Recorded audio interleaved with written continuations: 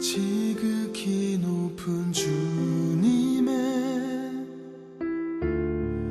낮이 성소로 들어갑니다. 하나님의 말씀입니다. 내가 여호와께 피하였거늘 너희가 내 영혼에게 새같이 내 산으로 도망하라 하면 어찌민가.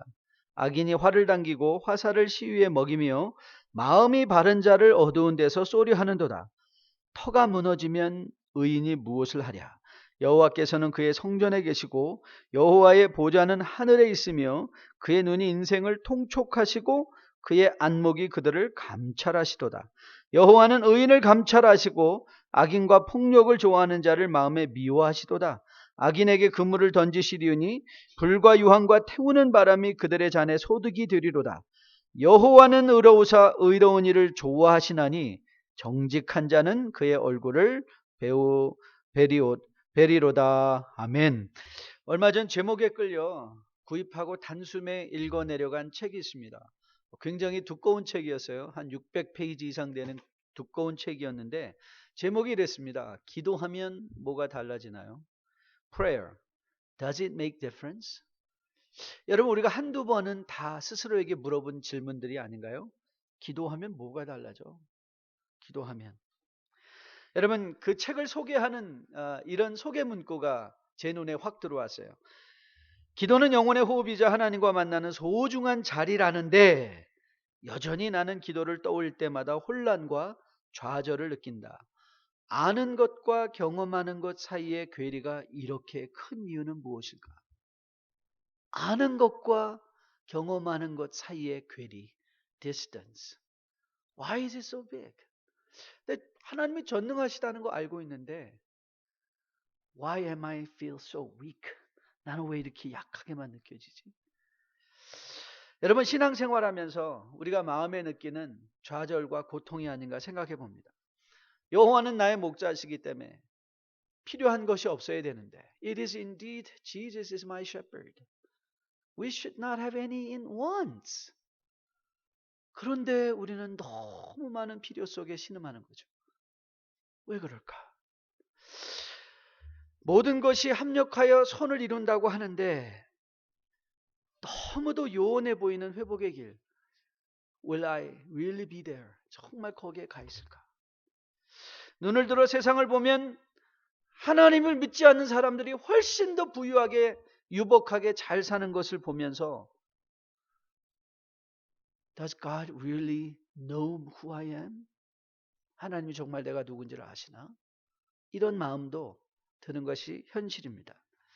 그런데 여러분, 이런 거는 비단 여러분과 저의 갈등만이 아닙니다.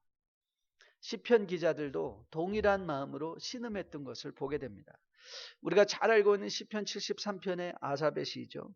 하나님이 참으로 이스라엘 중 마음이 정결한 자에게 선을 행하시나니 나는 거의 넘어질 뻔하였고 나의 걸음이 미끄러질 뻔하였으니. 이 시인이 아주 솔직하게 고백해요. 나 정말 시험 받았다. 나 정말 시험 받아서 내 마음이 미끄러질 뻔했다. 왜 그랬는가? 3절입니다. 내가 악인의 형통함을 보고 오만한 자를 질투하였음이로다. 그들은 죽을 때도 고통이었고 그 힘이 강건하며 쭉 세상에서 일어나는 불공평한 일들을 그가 열거하다가 이런 결정적인 말도 합니다. 그들은 살찜으로 그들의 눈이 솟아나며 그들의 소득은 마음에 원하는 것보다 지나치며. 원하지도 않은데 그들은 돈을 많이 버는데 나는 하나님 나 잘 되자고 돈 버는 거, 돈 달라는 거 아닙니다. 주님께 잘하고 싶은데도 불구하고 우리의 소득은 생각한 것보다 지나치기는커녕 허덕허덕거리는 것이 우리의 현실입니다. 그런데 오늘 시편 11편에서 다윗도 같은 신음을 탄식으로 쏟아내고 있습니다. 3절 말씀이죠. 3절. 터가 무너지면 의인이 무엇을 하랴? 터가 무너지면 If the foundations are destroyed, what can the righteous do? 여기서 등장한 이 if the foundations are destroyed. 이 if 조건은요. 만일 터가 무너지면이라는 뜻이 아니에요. 터가 이미 무너진 거예요. 터가 무너졌는데 What can a righteous do? 내 모든 기반이 무너져 버렸는데 도대체 의인이라는 게 무슨 의미가 있느냐? 하나님의 사람이라는 게 무슨 의미가 있는가? What shall I do? 여러분, 오늘 본문에서 우리는 중요한 한 가지 사실을 교훈받죠? 맞습니다. 의인에게 있어도 터가 무너지는 일이 있다는 거예요. 의인에게도 터가 무너지는 것과 같은 삶의 현실이 다가옵니다. 그 정황을 오늘 다윗은 이렇게 2절에서 자세하게 표현하고 있습니다. 그가 처한 정황이 어떤 정황이었는가? 악인이 활을 당기고 화살을 쉬에 먹이며 마음이 바른 자를 어두운 데서 쏘려 하는 것. 여러분, 이 정황이 상상이 가십니까? 악인이 활을 당기는 상황입니다. 화살이 쉬에 올려져 있습니다. 마음이 바른 자를, 마음이 바르지 못한 자들이 어떻게든지 쓰러뜨리려고 쏘아 몰아붙이고 있는 그런 형편입니다. 무슨 뜻이죠? 무고히 당하는 어려움이라는 거예요. David is innocent, yet he is being struggled. He is being attacked everywhere. 삶의 현장 속에서. 다윗이 당한 구체적인 정황을 역사적으로 살펴보면 아마 두 가지 사건이 떠오르는데요. 그것은 첫째로 사울에게 끊임없이 relentlessly being pursued. 사울에게 끊임없이 추격을 당하며 사울에게 끊임없이 목숨의 위협을 당하던 그때, 아니면 그 아들 압살롬의 반역으로 말미암아 예루살렘을 쫓기듯 도망쳐야만 하였던 그때, 그 둘 중에 하나가 아닐까 상상해 봅니다. 이런 상황 속에서 다윗은 이렇게 외치고 있습니다. What shall I do? 내가 무엇을 해야 됩니까? 터가 무너지면 의인이 무엇을 할 수 있겠습니까? 저는 이 시편을 묵상하면서 아는 것과 경험하는 거의 괴리 사이에서 갈등하는 우리에게 주신 우리의 삶의, 여러분의 삶의 형편 속에서도 어쩌면 지금 이 순간에도 하나님이 나 사랑하는 것 나는 분명히 알고 있는데 나의 삶의 현실 속에서는 그 체험이 되지 않기 때문에 그 괴리로 말미암아 마음 아파하는 혹 우리들이 있다면, 오늘 저는 여러분들이 이 시편 묵상을 통해서 마음의 큰 적용적 교훈을 받으시고 마음의 새로운 다짐과 결단을 통해서 여러분이 부르심을 받고 있는 삶의 누림, the very enjoyment of the presence of God, 이 하나님의 임재의 누림을 놓치지 않고 살아낼 수 있는 여러분과 저 될 수 있기를 주님의 이름으로 축복드립니다. 저는 오늘 여러분과 함께 이 본문의 근거에서 세 가지 교훈을 함께 묵상해 보려고 해요. 세 가지 교훈. 첫 번째는 현실을 온전히 바라보라는 것이죠. Face the reality in the world. Face the reality. 현실을 부닥뜨리고 현실을 직시하라는 것. 두 번째, 세상에서 답을 찾지 말라는 것. Don't look to the world for the answers. Don't look to the world for the answers. 세상에서 답을 찾으려 하지 말고 마지막 권면은 그렇기에 하나님을 바라보라. Look and consider God. Look and consider God. 자, 이 세 가지를 살펴보려고 합니다. 현실을 직시하라. 세상에서 답을 찾지 말라. 하나님을 온전히 바라보라. 자, 하나씩 천천히 살펴볼까요? 여러분에게 늘 도대체 우리가 믿음 교회 들어오면 they talk about faith all the time. What is faith? 도대체 믿음이 무엇입니까? 라고 물어보려고 하는 분들도 계실 거예요. 저는 여러분에게 항상 이 믿음이라는 건 하늘의 언어인데 그 하늘의 언어가 우리의 삶의 언어로 자꾸 이 번역이 돼야 된다고 말씀드렸어요. 그래서 하늘의 삶이 내 땅의 삶이 되는 것, 하늘과 땅이 연결되어지는 것이 우리가 부르심을 받고 있는 천국의 삶이라는 것을 우리는 계속해서 반복해서 교훈받았습니다. 여러분, 그러면 도대체 이 하늘의 믿음의 언어가, 믿음이라는 이 언어가 오늘 내 삶에 어떻게 적용될까? 여러분, 첫째, 믿음이 아닌 것은, 믿음은 마법의 약이 아닙니다. It's not magical pills that you just take it, all the problems goes away. 그게 믿음이 아니에요. 우리는 많은 경우 믿음을 이렇게 잘못 이해해요. 그거 하나 먹으면, 믿음 가지면 wow, everything is fine. 여러분, 믿음은요, 우리의 삶의 이 상황을 바꿔주는 매지컬, 마법의 약이 아니라 믿음은 기대감이에요. 믿음은 expectation이에요. 내가 무엇을 기대하는가. 여러분, 믿음을 가졌기 때문에 우리의 삶에 맨날 강 같은 평화가 물밀듯이 오는 것 아닙니다. 여러분, 성경은 믿음이 상황을 변화시키는 도구라고도 말하지 않아요. Just because you have a faith, that doesn't mean that faith sometimes according to your wish change the situation. 세상의 삶의 현실을 바꾸는 것도 아니라고 그래요. 여러분, 믿음은 상황을 변화시키는 힘이 아니라 어떤 상황 속에서도 나를 지켜주는 힘이에요.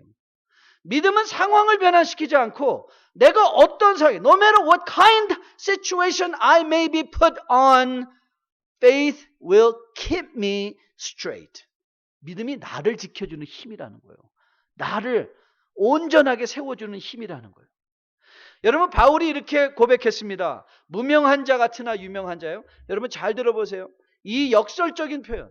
바울은 그래요. 나는 무명한 자, 그러나 유명하다. 나는 이름이 있다. 죽은 자 같으나 보라, 우리가 살아있다. 징계를 받는 자 같으나 죽임을 당하지 아니한다. 근심하는 것 같으나 항상 기뻐한다. 가난한 자 같으나 많은 자를 부요하게 하고 아무것도 없는 것 같으나 모든 것을 가진 자다. 여러분, 이 믿음을 보십니까?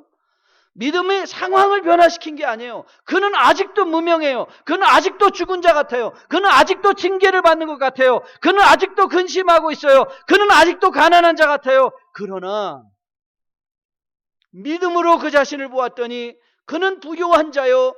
그는 절대로 근심하는 자가 아니라 기뻐한 자요. 그는 죽은 자가 아니라 오히려 살아있는 자요. 많은 사람들을 살게 하는 자요. 그는 무명한 자가 아니라 유명한 자라는 사실. 그리스도의 생명책에 이름이 적혀있는 자신의 모습을 믿음이 보게 하더란 말이죠.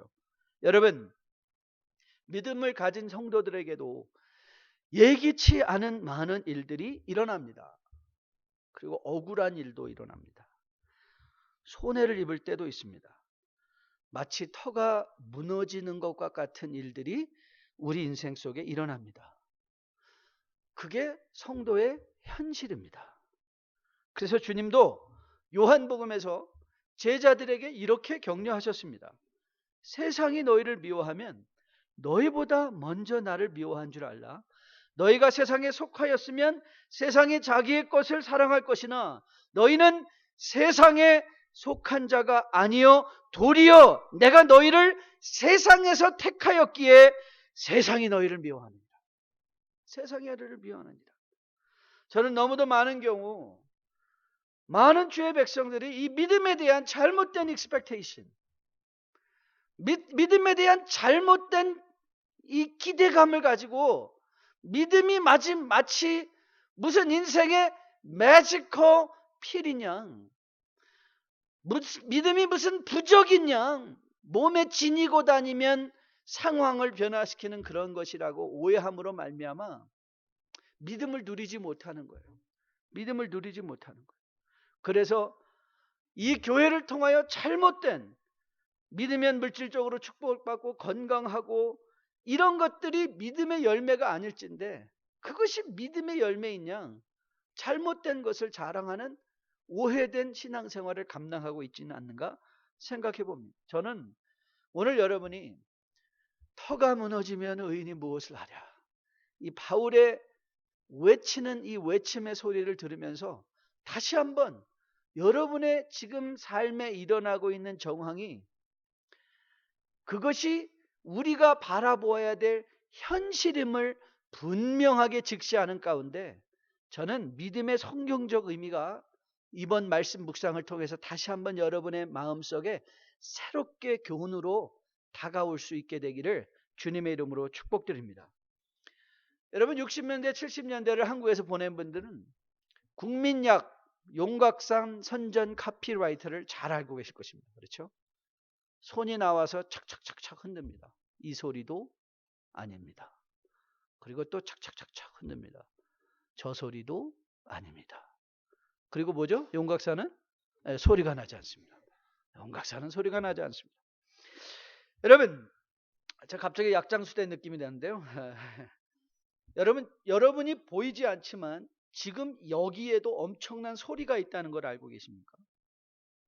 지금 여기에도 공중에 소리가 떠다니고 있습니다.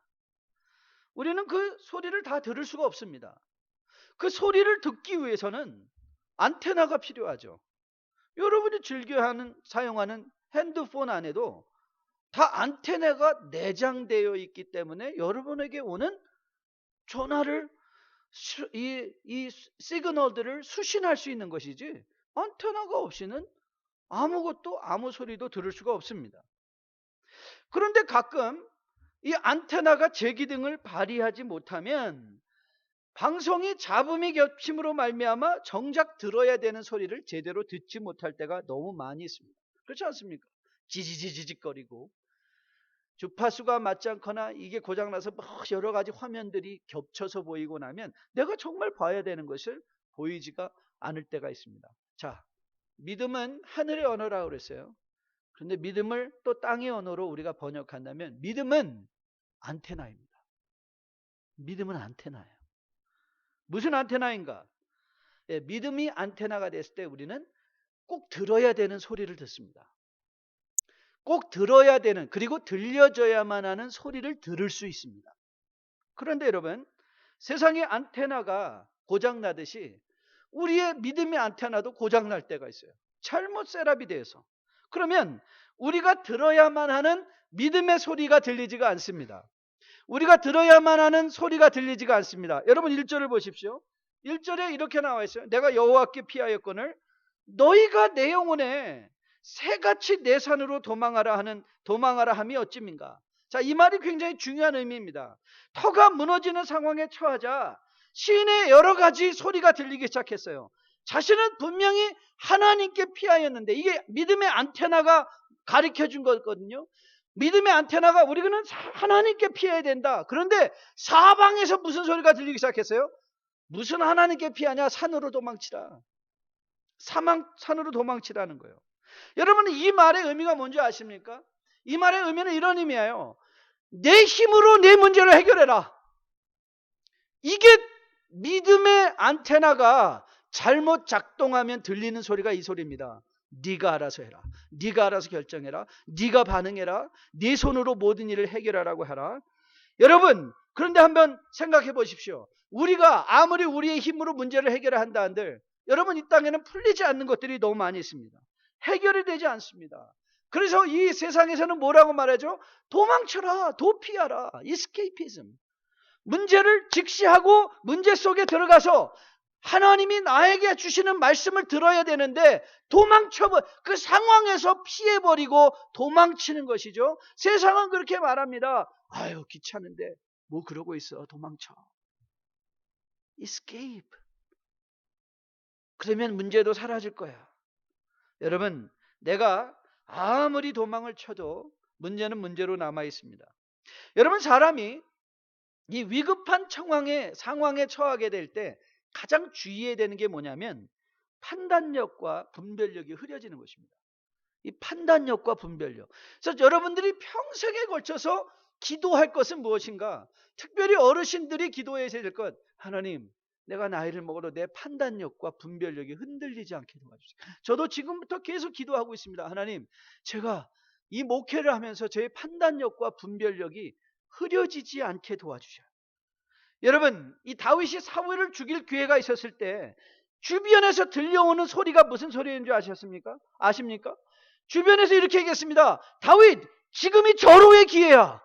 지금의 문제를 네가 해결해버려. 사울을 죽여버려. 이렇게 얘기를 했어요. 그것이 세상에서 들려오는 그 말들이었습니다. 그리고 실제적으로 다윗은 그 문제 해결을 자기 손으로 가져갈 수 있었습니다. 그런데 그때 다윗에게 분별력이 있었어요. 그때 다윗에게 판단력이 있었어요.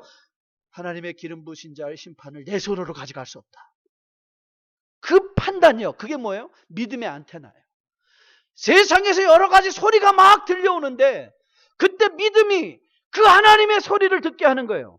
여러분, 사무엘상 22장에 다윗에게 한 가지 사건이 일어납니다. 다윗이 사울에게 쫓기는 중에 급히 아무것도 준비함 없이 도망쳐야만 하는 상황이 일어났습니다. 그때 도망치는 도중에 제사장 아히멜렉이라는 사람의 도움을 얻어서 그 진설병에 그 제단상에 바쳐진 떡과 그리고 그를 통하여 칼을 공급받아서 도망치게 되는 것을 보게 됩니다. 그러자 사울이 그 사실을 발견했습니다. 그래서 사울은 아주 악독하게 제사장이었던 아히멜렉과 더불어 85명의 그의 가족들을 다 잡아 죽여버렸습니다. 그 중에 유일하게 아히멜렉의 아들이었던 아비아달이 살아남아 다윗에게 도망하여 이 소식을 전해줬습니다. 여러분 어떻습니까? 바로 오늘 이 본문의 터가 무너지는 그런 상황 아니었을까요? 자기 때문에 수많은 제사장, 수많은 아히멜렉이 다 죽어버리게 되는 형편 속에 그 뉴스를 들었을 때 다윗은 어떤 마음이 들었을까요? 어떤 마음의 상태로 그가 들어갔을까요? 이거 다 끝나버린 것은 아닌가? 여러분 이것뿐만 아닙니다. 그가 자기의 책임감으로 자괴감으로 신음할 때 옆에서는 뭐라고 말했을까요? 내가 살려준 사울 때문에 죄 없는 이 85명의 모든 사람이 죽게 되었다. 당신 때문에 이 모든 피해가 우리에게 임했다. 당신이 이제 뭔가 행동을 취해야 되지 않겠느냐? 여러분 우리도 이런 소리 듣지 않습니까? 가만히 있으면 바보 된다고, 복수하라고, 쏟아부으라고, 싸워보라고, 칼을 뽑아들라고.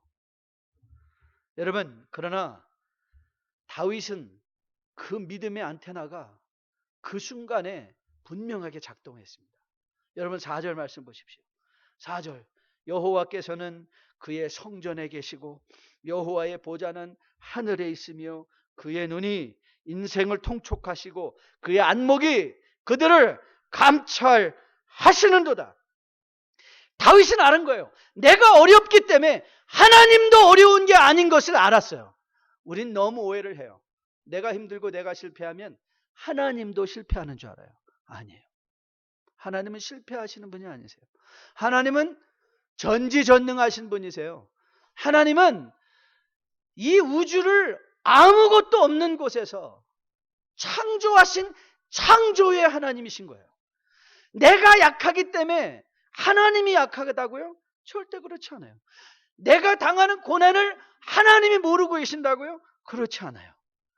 하나님은 우리가 어떤 정황에 있든지 하나님은 우리의 어려움을 통촉하고 계시고 우리의 상황을 감찰하고 계신 분이 하나님이세요.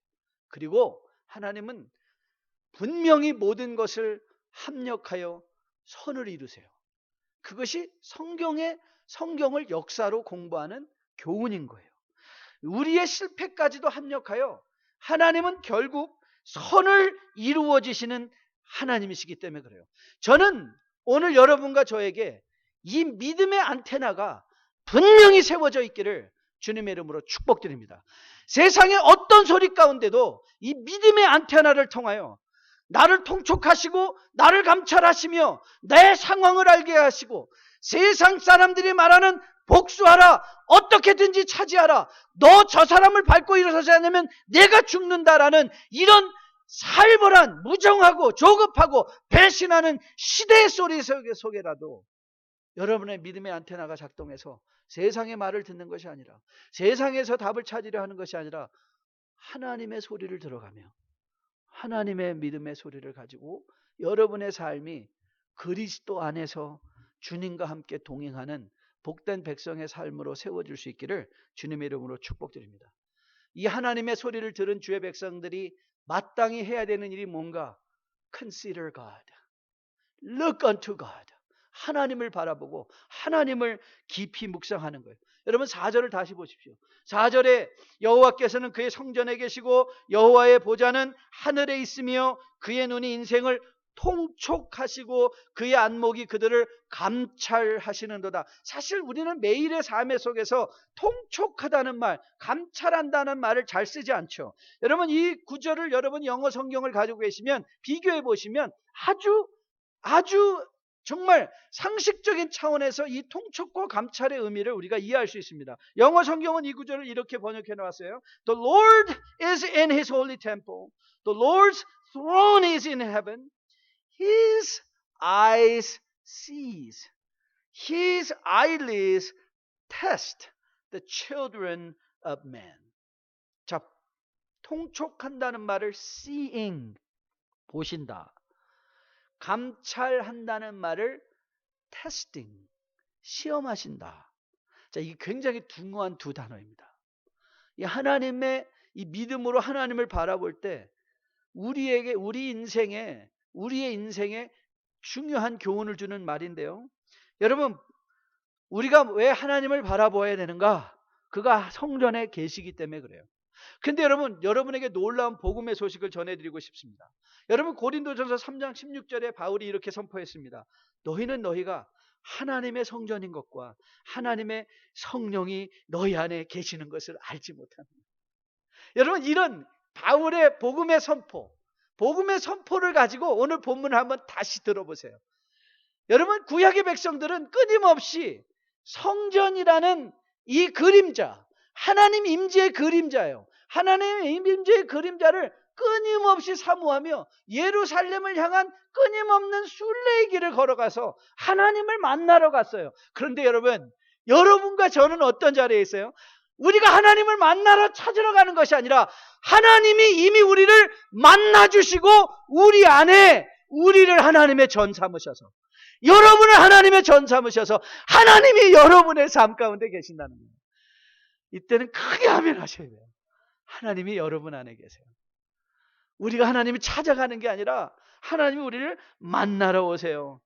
여러분, 주님께서 요한복음 14장에서 이렇게 말씀하셨죠. 제가 우리 여름성화학교 우리 자녀들에게 마지막 설교 말씀이 요한복음 14장 1절부터 3절이었어요. 너희는 마음에 근심하지 말라. 하나님을 믿으니 또 나를 믿으라. 내 아버지 집에 거할 것이 많도다. 그렇지 않으면 너에게 일렀으리라. 내가 너희를 위하여 거처를 예비하러 가노니 가서 너희를 위하여 거처를 예비하면 내가 다시 와서 너희를 내게로 영접하여 나 있는 곳에 너희를 있게 하리라. 자, 여러분, 이 말씀은 물론 이 말씀이 미래에 우리를 위하여 준비해 주실 천국의 맨션으로 이해해도 상관이 없어요. 그러나 그것보다 더 깊은 주님의 그 말씀을 들어가면 우리가 요한계시록 세미나를 통해서 확인한 것처럼 주님이 그래서 주님이 30년 동안 목수일을 열심히 배우셔가지고 천국 가서 집 지시는구나가 아니라 그랬어요. 그렇죠?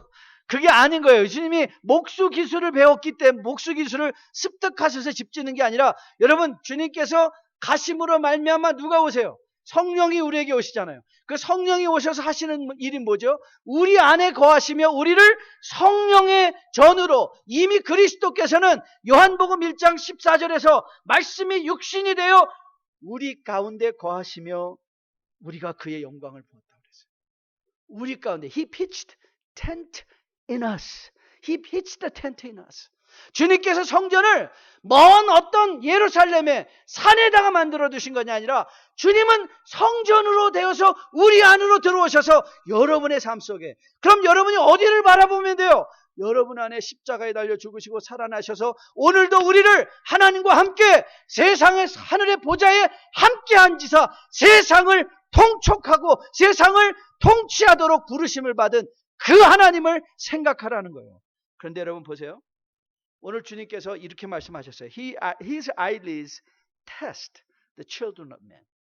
그의 안목이 그들을 감찰한다. 이 말을 그의 안목, 그의 눈이 이 사람들의 자녀들을 시험한다 이렇게 말했어요. 이거 굉장히 중요한 단어입니다. 여러분 생각해 보세요. 여러분의 인생에 일어나는 모든 일들은 하나님의 시험인 거예요. 하나님의 시험. 그런데 여러분, 우리는 시험을 너무 오해한다고 여러분의 말씀드렸어요. 시험은 내가 저 사람보다 내가 얼마나 몇 점 다 맞아서 더 낫냐가 아니에요. 우리가 교육적인 관점, pure educational sense, test means to let us know what we are weak at. 우리가 무엇에 약한가를 보여주는 게 시험이에요. 그래서 우리가 무엇에 약한가를 보여줘서 그거를 보강하는 거죠. 내가 수학시험을 봤더니 수학시험이 100점 맞았어요. 근데 영어시험은 50점이 나와서 내가 좀 영어에 좀 더 시간을 넣어야 되겠네. 그것이 교육의 목적인 거예요. 교육은 이 시험은 비교의 대상이 아니라 내가 어디에 약한가를 보여주는 거예요. 여러분, 하나님은요 그의 자녀들을 시험하세요. 그 자녀들을 시험함으로 말미암아 그 일을 통하여 내가 무엇에 강하고 무엇에 약한 것을 알게 하셔서 약한 것은 우리가 더 강할 수 있도록 우리를 훈련하시고 강한 것은 우리가 더 강해질 수 있도록 어떻게 하면 더 보강할 수 있을까를 생각하는 거예요. 그렇다면 여러분의 인생에 일어나는 모든 일들은 하나님의 시험이라고 생각한다면 이제 그 의미가 달라지는 거예요. 맞아요. 우리가 물질적으로 실패할 때 있어요. 그건 하나님이 부재하시거나 하나님이 나를 멀리하시기 때문이 아니라 그 일을 통해서 하나님은 우리에게 말씀하는 거예요. 너의 동기가 순수했냐? 혹이라도 너는 물질에 대한 과도한 집착은 없었느냐? 혹이라도 너는 물질을 나보다 더 사랑하진 않았느냐? 하나님이 물어보시는 거예요. 하나님이 물어보시고 그 질문에 대한 답을 정직히 드렸을 때 우리는 다시 세워질 수 있어요. 다시 일어날 수 있어요. 그것이 하나님이 우리에게 주신 약속이에요. 그래서 우리는 묻는 거죠. 여러분이 물질적으로 성공할 때도 야, 이거 갖고 내가 마음대로 쓰자가 아니라 하나님께 물어야 돼요. 하나님 왜 이렇게 요즘 저희가 물질적으로 성공하나요? 이것의 의미가 무엇인가요? What shall I do? 하나님이 주시는 물질로, 하나님이 주신, 왜 저 요즘 이렇게 건강하나요? 왜 저 요즘 이렇게 마음이 기쁜가요? 왜 저 요즘 이렇게 시간이 남나요? 그 의미를 물으셔야 돼요. 왠지 아세요? 하나님은 상황을 가지고 여러분을 시험하시기 때문에 그래요. 이 하나님의 일하심을 여러분이 오해하면 물질적으로 성공해서 망하는 사람들을 전 너무 많이 봤어요. 왠지 아세요? 하나님의 음성을 듣지 못하는 거예요. 그 물질의 의미가 뭔지를 모르는 거예요. 그 건강의 의미가 뭔지를 모르는 거예요. 그 남겨진 시간의 의미가 뭔지를 모르는 거예요. 저는 기도합니다. 여러분과 저가 이제 믿음의 안테나를 가지고 이미 내 안에 와 계신 여러분 승리를 위해서 일하는 자들 아닙니다. 여러분은 이미 승리하신 분들입니다. 믿음의 안테나를 가지고 바깥에서 들려오는 말씀이 아니라 여러분이 말씀을 읽고 여러분의 마음속에 채워진, 그래서 성령께서 역사하심으로 말미암아 필요할 때마다 내가 가르쳐준 모든 진리들을 생각나게 하시는 그 성령의 언어들, 그걸 들으십시오.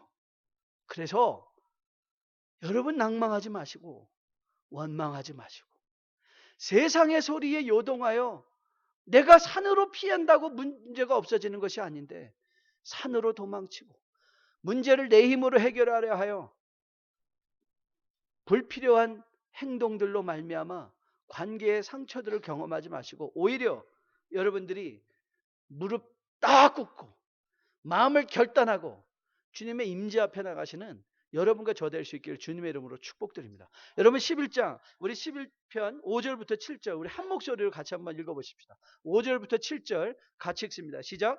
여호와는 의인을 감찰하시고 악인과 폭력을 좋아하는 자를 마음에 미워하시도다. 악인에게 그물을 던지시리니 불과 유황과 태우는 바람이 그들의 잔에 소득이 되리로다. 여호와는 의로우사 의로운 일을 좋아하시나니 정직한 자는 그의 얼굴을 배우리로다. 여러분 다윗은 악인과 의인에 대한 분명한 미래의 확신이 있었어요. 하나님이 어떤 분인 것, 하나님이 의로운 자를 좋아하시고 의로운 일을 좋아하시는 것, 정직한 자를 즐겨보시는 분인 것을 분명히 알고 있었기에 그는 세상에서 편법의 소리를 듣지 않을 수 있었고요, 복수의 소리를 듣지 않을 수 있었고요. 그래서 그의 믿음은 오직 그리스도 여호와의 성전을 향하여 마음이 고정되어져서 세상에서 요동하지 않는 삶을 살 수 있게 된 것으로 믿습니다. 그 하나님이 우리에게는 예수 그리스도를 보내셔서 우리 안에 장막을 치시고 여러분 삶의 안에 거하게 하시는 바로 그 하나님이십니다. 저는 여러분의 눈이 그 하나님을 바라볼 수 있게 되기를 주님의 이름으로 축복드립니다. 제가 요즘 좀 자주 인용하는 것 같은데 그래도 참 좋습니다. 이 안도현 시인의 그대에게 묻고 싶다라는, 너에게 묻는다라는 시를 지난주에 소개해드렸는데 오늘은 또 한 편의 시를 소개해드리려고 해요. 그대에게 가고 싶다. 그대에게 가고 싶다. 슬라이드가 아마 있을 텐데요. 한번 여러분 눈으로 음악이 깔리면 좋겠지만 음악이 없어도 제 목소리로만도 좋습니다. 잘 한번 들어보세요. 해 뜨는 아침에 나도 맑은 사람이래요. 그대에게 가고 싶다. 그대 보고 싶은 마음 때문에 밤새 퍼부어대던 눈발이 그치고 오늘은 하늘도 맨 처음인 듯 열리는 날, 나도 금방 헹구어낸 햇살이 되어 그대에게 가고 싶다. 그대 창가에 오래간만에 볕이 들거든 긴 밤 어둠 속에서 캄캄하게 뛰어보낸 내 그리움으로 여겨다오. 사랑에 빠진 사람보다 더 행복한 사람은 그리움 하나로 무장무장 가슴이 타는 사람 아니냐. 진정 내가 그대를 생각하는 만큼 새날이 밝아오고 진정 내가 그대에게 가까이 다가가는 만큼 이 세상이 아름다워질 수 있다면 그리하여 마침내 그대와 내가 하나 되어 우리라고 이름 부를 수 있는 그날이 온다면 봄이 올 때까지는 저들의 쌓인 눈이 우리를 덮어줄 따뜻한 이불이라는 것도 나는 잊지 않으리. 사랑이란 또 다른 길을 찾아 두리번거리지 않고 그리고 혼자서는 가지 않는 것. 지치고 구멍난 삶을 데리고 그대에게 가고 싶다. 우리가 함께 만들어야 할 신천지, 우리가 더불어 세워야 할 나라, 사시사철 푸른 풀밭으로 불러다오. 나도 한 마리 튼튼하고 착한 양이 되어 그대에게 가고 싶다. 이 그대가 예수님이에요. 우리가 양이에요. 그래서 사랑은 다른 길 찾아서 두리번거리는 거 아니에요. 성공했다고 두리번거리고 쾌락의 길 찾아가는 것도 아니고 실패했다고 두리번거리며 원망하고 불평하는 것이 아니고 눈조차도 따뜻한 이불로 여길 줄 알고 사랑이란 또 다른 길을 찾아 두려버리지 않고 혼자 가지 않고 내 안에 계신 예수와 함께 걸어가는, 저는 그 믿음의 복된 삶이 여러분께 있기를 주님의 이름으로 축복드립니다. 그래서 여러분이 그리스도와 함께 열어갈 그 멋진 신천지, 새로운 나라, 그 나라의 튼튼하고 착한 양이 돼요. 주님과 함께 서는 날 기쁨으로 찬양할 수 있는 날이 속히 올 수 있게 되기를 주님의 이름으로 축복드립니다. 신 곳에